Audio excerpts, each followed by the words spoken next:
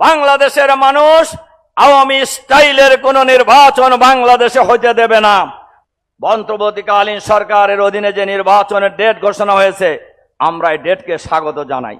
তবে অবশ্যই level playing field তৈরি করতে হবে, সবার জন্য সমান অধিকার নিশ্চিত করতে হবে, আইন শৃঙ্খলা পরিস্থিতি উন্নত করতে হবে। বাংলাদেশের মানুষ আওয়ামী স্টাইলের কোন নির্বাচন বাংলাদেশে হতে দেবে না। বাংলাদেশের মানুষ হাসিনা মার্কা নির্বাচনের জন্য হাজার হাজার মানুষ জীবন দেয় নাই, লক্ষ লক্ষ মানুষ রক্ত এবং ত্যাগ কোরবানি পেশ করে নাই। কাজেই সেই বাংলাদেশের মানুষ এখনো আছে।